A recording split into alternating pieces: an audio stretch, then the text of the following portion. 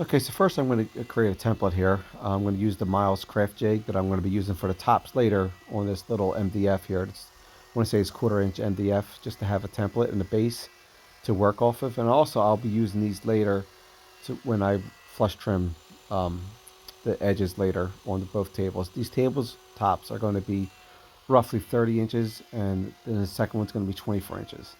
So I'm just going to create this template first.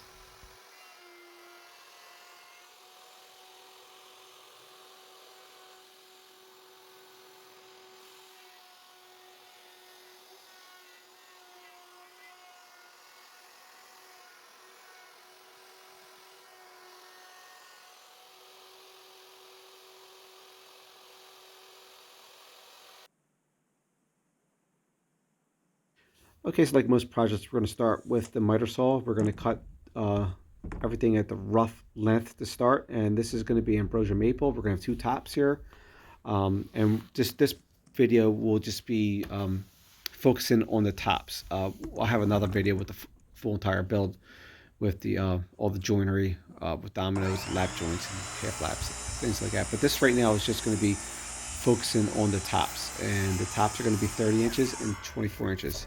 So there's two tops we're building. So you're going to be seeing me do these steps 2 times at least. So there's where we start. We start the miter saw.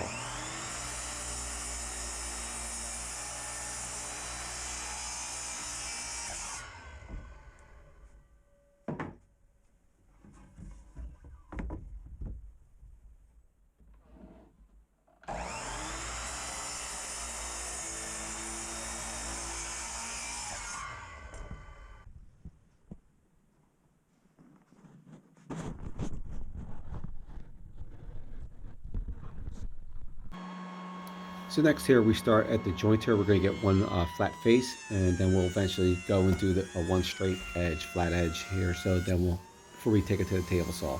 So we will go into the table saw and then come back to the jointer later, but right now we're just going to try to get a nice face and one nice straight edge.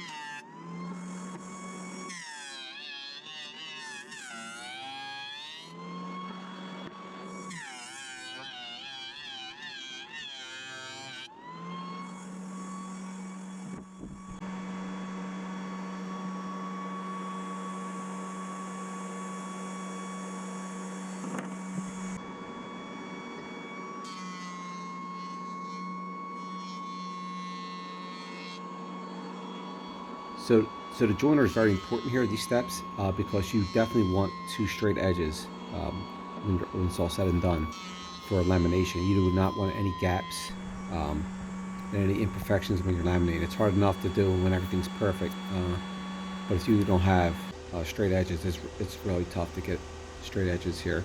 So now we're going to take it over to the table saw and get it to the final width of everything.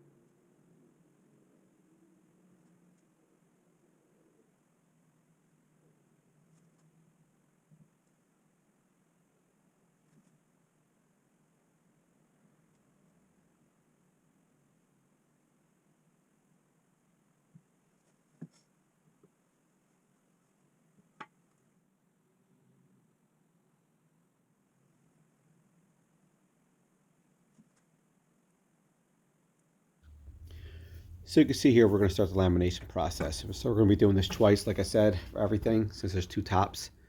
So we're just going to use some parallel clamps, cabinet clamps, and also some pipe clamps, and also some J-style clamps on the edges to make sure everything stays flat and tight and secure. So this is the step we're at right now.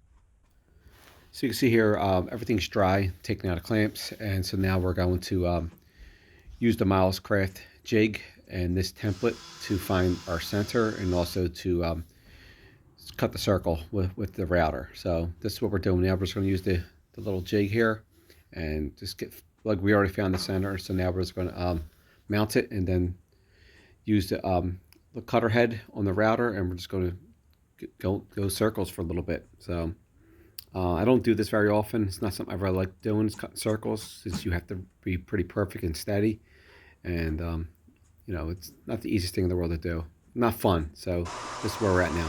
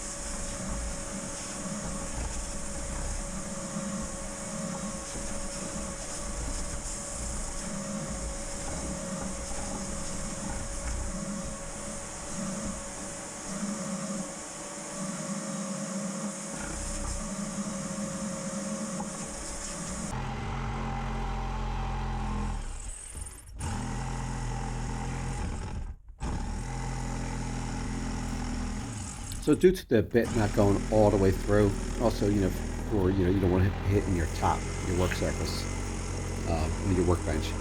So I'm going to finish this off with the jigsaw, which is really not fun, because if any slight mistake here can mess up your circle here. So I'm taking my time.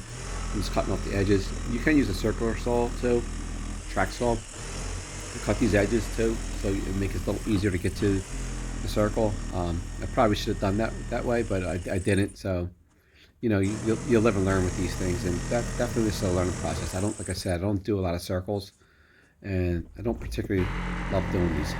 So this is where we're at now. So we're going to just cut it, and then we're going to run a little flush trim, the trim rather after this.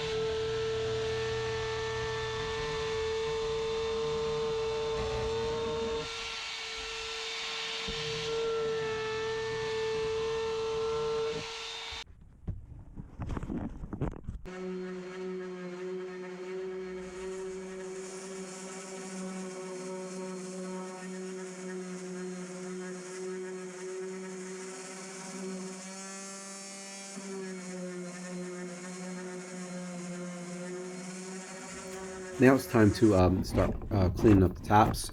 We're going to run a little sander on the edges, and we're going to do a little hand planing on the top to get some of these real uneven spots. There's a couple little, not bows, but a couple little uneven spots. So we're going to hand plane it, and then we're going to do a lot of sand in here. And we're going to sand multiple passes here. We're going to sand here, then we're going to clean up a little more. We're going to put a little epoxy on, and then we're going to fill some of these gaps, knots and holes, and then we're going to do more sanding after this.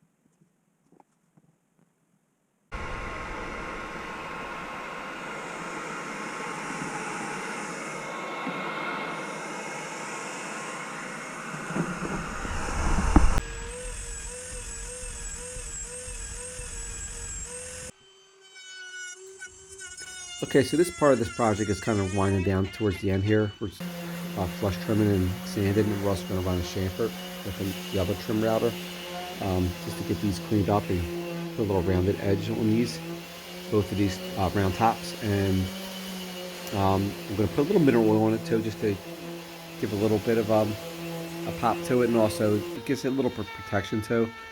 Helps hold the moisture in.